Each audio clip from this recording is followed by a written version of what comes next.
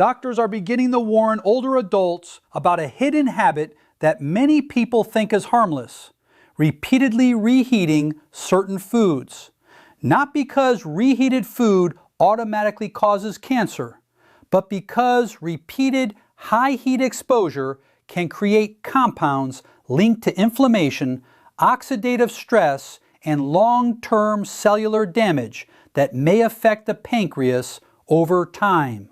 I'm Dr. Alan Mandel, and today we need to separate scientific reality from internet fear when it comes to reheated foods and pancreatic cancer risk. Before we continue, I want to make something very clear. No single reheated food directly causes pancreatic cancer by itself. Cancer develops through a complex combination of genetics, inflammation, metabolic health, smoking exposure, obesity, diabetes, alcohol use, chronic pancreatitis, and long-term lifestyle patterns. But researchers have studied certain compounds that form when foods are repeatedly heated, charred, heavily processed, or cooked at very high temperatures. Some of these compounds may contribute to oxidative stress, DNA damage, or chronic inflammation over time. And this is where the conversation becomes important, especially after 60, when the body becomes less resilient to chronic metabolic stress. One of the biggest concerns involves repeatedly reheated cooking oils. When oils are heated over and over again, especially during frying, their chemical structure begins to change. Oxidized fats and aldehydes can form, particularly when oils are exposed to prolonged high temperatures. Researchers have investigated these compounds because oxidative stress is closely connected to inflammation and cellular strain throughout the body. This does not mean one reheated meal will damage the pancreas, but repeatedly consuming heavily fried, repeatedly reheated foods over years may contribute to an unhealthy, inflammatory environment. The second major category is processed meats reheated at high temperatures. Processed meats like sausages, bacon, hot dogs, and deli meats already contain preservatives such as nitrates and nitrites. When meats are cooked or reheated aggressively at high temperatures, especially until charred, additional compounds called heterocyclic amines, HCAs, and polycyclic aromatic hydrocarbons, PAHs, can form. Laboratory studies show these compounds can damage DNA. Research on pancreatic cancer and processed meat consumption has shown associations in some studies, though results are not perfectly consistent across all populations. Now let's talk about reheated starchy foods. Foods like fried potatoes, chips, and heavily browned starches can produce a chemical called acrylamide when cooked at high temperatures. Acrylamide has been studied extensively because animal studies showed potential carcinogenic effects at high exposure levels. However, human evidence remains mixed and inconclusive. This is important because online videos often exaggerate the science dramatically. Current evidence does not prove that eating reheated potatoes or toast directly causes pancreatic cancer in humans. But minimizing excessive charring and repeated high-temperature cooking is still considered a reasonable precaution. Another overlooked issue is food storage itself. Improperly stored leftovers may allow bacterial toxins to develop before reheating even occurs. While this is more connected to food poisoning than cancer directly, repeated gastrointestinal stress and chronic inflammation are never ideal for long-term metabolic health, especially in older adults. Now here is the part most people miss completely. The pancreas is deeply connected to metabolic health.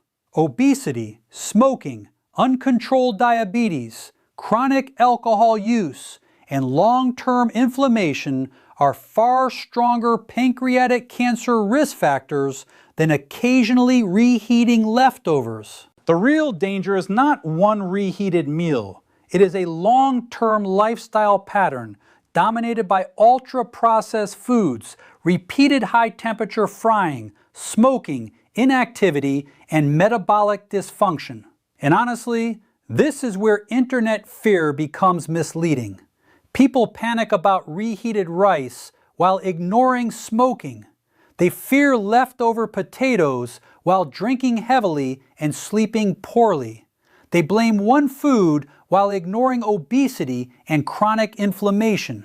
But the body responds to cumulative stress patterns over decades, not isolated meals. That does not mean reheating habits are irrelevant. It simply means they should be understood realistically. Doctors generally recommend avoid repeatedly reheating oils, limit heavily charred or blackened foods, reduce frequent intake of processed meats, store leftovers properly and reheat safely, favor gentler cooking methods more often.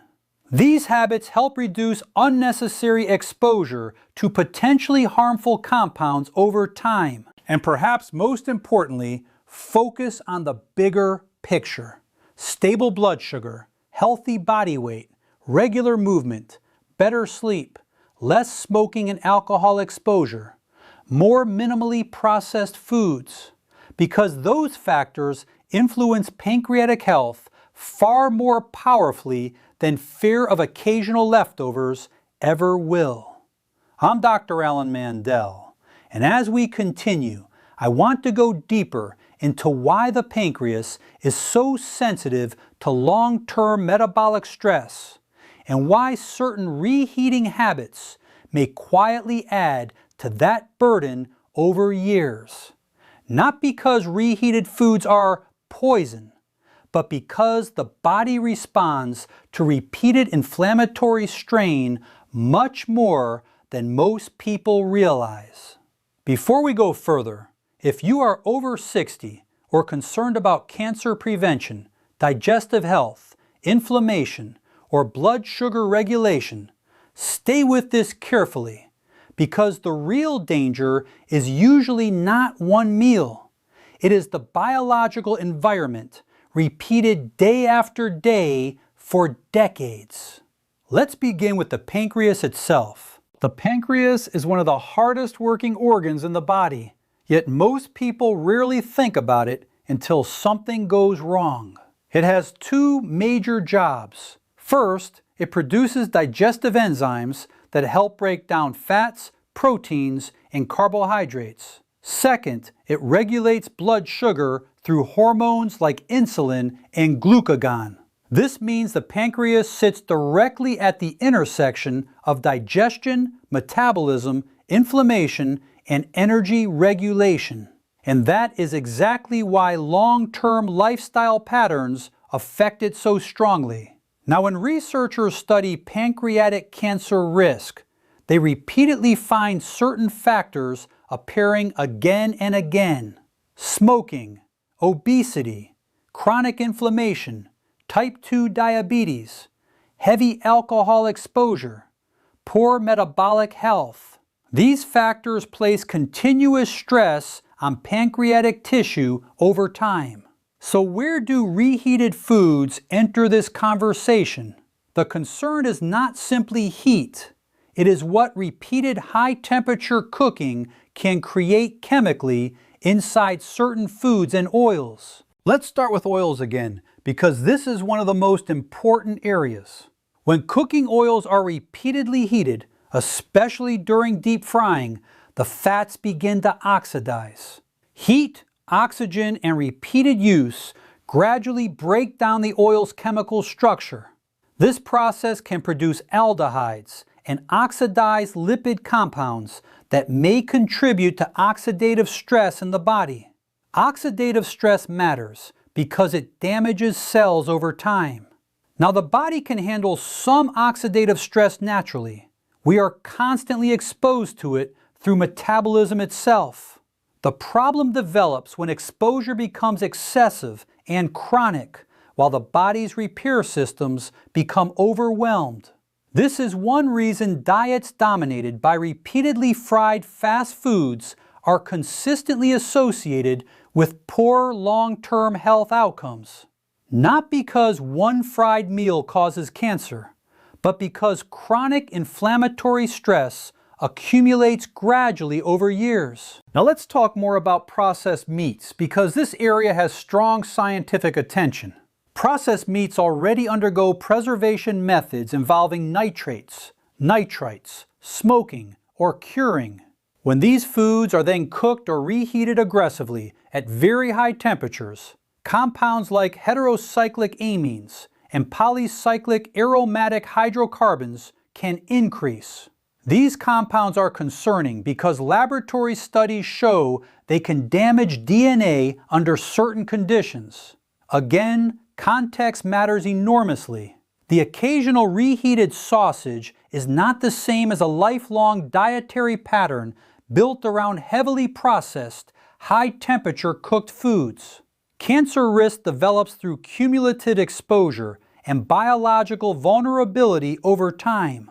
And this is where many people misunderstand risk completely. Humans naturally want one direct cause for disease.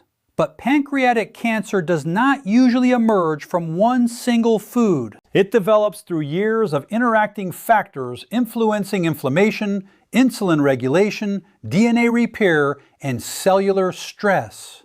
Now let's discuss blood sugar, because this connection is incredibly important. The pancreas regulates insulin production. Diets consistently high in ultra-processed foods, refined sugars, and excessive calories place repeated demand on insulin regulation. Over time, this contributes to insulin resistance and metabolic dysfunction.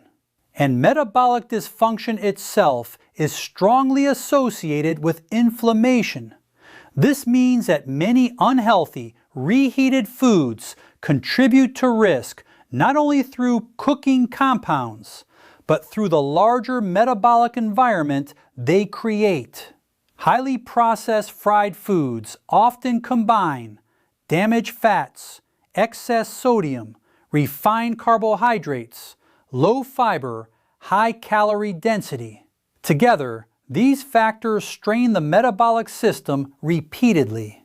Now, another overlooked issue is portion size and frequency. The body handles occasional stress much differently than constant exposure. An occasional grilled or reheated meal within an otherwise balanced lifestyle is very different from daily consumption of fast food, heavily charred meats, processed snacks, and reused frying oils. Frequency changes biology. Now let's discuss aging, because this matters significantly after 60. As we age, the body becomes less resilient to chronic inflammation and oxidative stress. Cellular repair processes become less efficient. Metabolic flexibility decreases. Recovery slows. This means habits tolerated more easily in youth may create greater strain later in life. This is why older adults benefit enormously from reducing unnecessary inflammatory burden wherever possible. Not through perfection, not through fear, but through consistency. Now, one of the biggest myths online is the idea that healthy foods become toxic after reheating.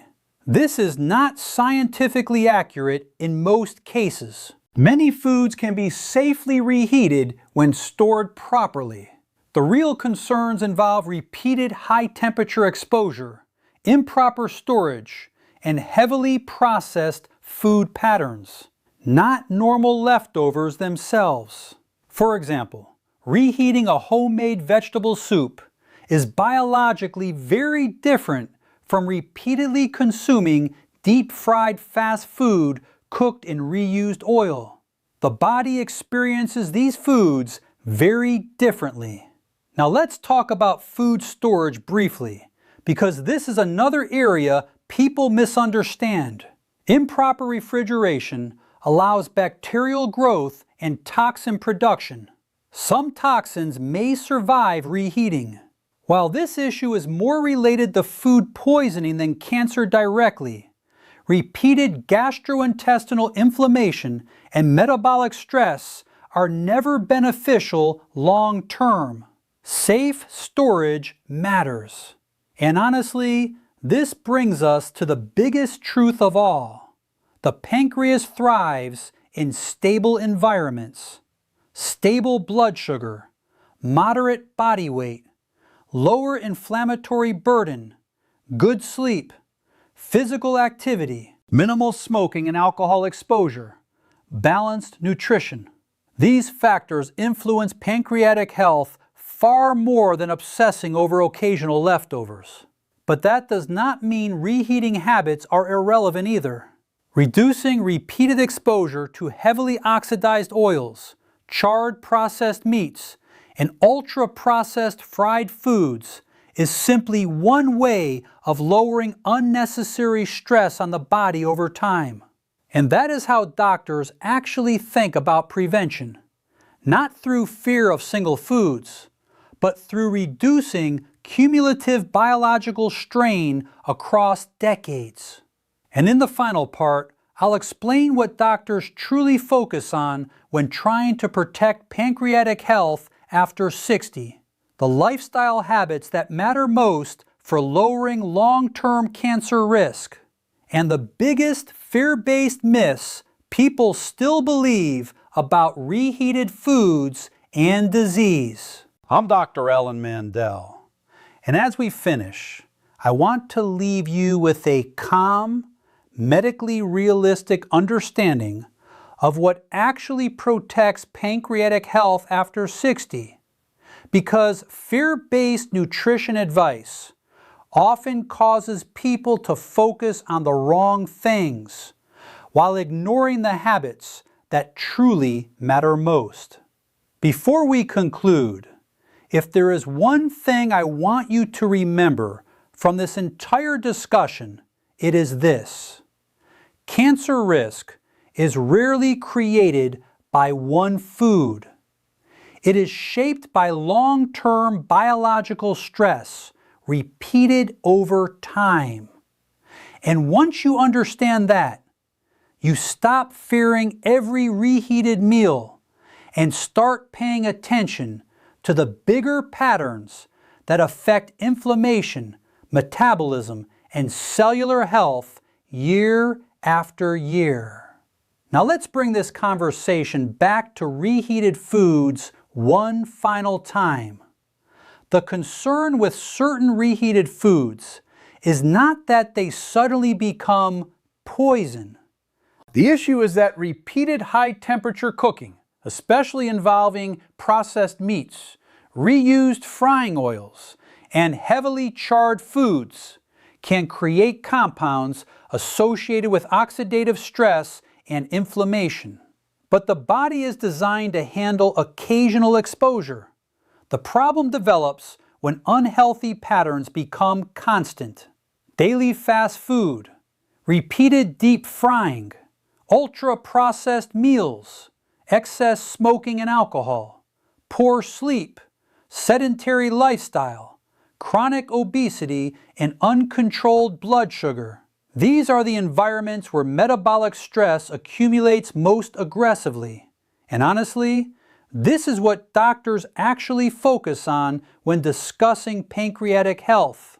Not occasional leftovers, not one reheated potato, not one grilled meal. The larger metabolic environment matters far more. Now let's talk about inflammation again, because this is one of the most misunderstood concepts in health discussions. Inflammation itself is not automatically harmful. The body uses inflammation for healing and immune defense. The real issue is chronic, unresolved inflammatory stress, the kind that continues for years through poor metabolic health, smoking exposure, obesity, insulin resistance, and unhealthy lifestyle patterns. This chronic inflammatory burden affects the entire body, including the pancreas. And this is why blood sugar stability becomes so important. The pancreas constantly responds to dietary demands by regulating insulin. Diets dominated by refined carbohydrates, excess sugar, ultra-processed foods, and excessive calorie intake force the pancreas into repeated high-demand states over time.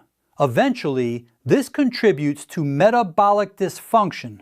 Now combine that with inactivity, poor sleep, chronic stress, and smoking, and the biological strain becomes much greater than any single reheated meal ever could. This is why prevention is about reducing total stress on the system, not achieving perfection. Now let's discuss something many people overlook completely: body weight and fat distribution. Excess visceral fat, the fat stored deep around abdominal organs, is strongly associated with inflammation and metabolic dysfunction. This type of fat behaves hormonally and contributes to inflammatory signaling throughout the body. Maintaining a healthier body composition reduces stress not only on the pancreas, but on the cardiovascular system, liver, joints, and immune system as well. And honestly, this is why movement matters so much. Regular physical activity improves insulin sensitivity, circulation, metabolic flexibility, and inflammatory regulation. Walking alone can significantly support long-term metabolic health when done consistently. Not extreme exercise, not punishment, just regular movement. The body responds incredibly well to consistency. Now let's address fear directly for a moment, because many people become overwhelmed by nutrition information online. One video says tomatoes are dangerous. Another says reheated rice causes disease. Another says cooking oils are toxic. And eventually people become afraid of ordinary eating itself. But fear is not the same thing as science. Doctors do not expect people to eliminate every potentially harmful compound from life completely. That would be impossible. Instead, medicine focuses on reducing major long-term risk factors while supporting overall resilience. And resilience matters enormously. The healthier the body's overall systems are, the better it handles ordinary environmental stress. Now, does it make sense to reduce frequent consumption of heavily charred meats, repeatedly reheated frying oils, and ultra-processed foods? Yes, not because one exposure is catastrophic, but because reducing chronic inflammatory burden helps support healthier aging overall. But there is another important truth here. Stress about food itself can become unhealthy too. Obsessing over every meal, fearing every ingredient, and constantly believing the body is under attack creates chronic stress that affects sleep, digestion, hormones, and inflammatory balance. Health works best when approached with consistency and calm, not panic. So what do doctors truly prioritize for pancreatic protection after 60? Stable blood sugar, healthy body weight, less smoking and alcohol exposure, better sleep quality, regular physical activity, balanced nutrition centered around minimally processed foods, reduce chronic inflammation over time. Those factors consistently matter far more than isolated fears about leftovers. And this brings us to the final truth I want you to understand. The body does not usually break down from one dramatic event. It changes slowly, cell by cell, habit by habit, year by year. And that means small supportive habits, repeated consistently, can matter enormously over time. So yes, being mindful about reheated processed foods, reused oils, and excessive charring is reasonable.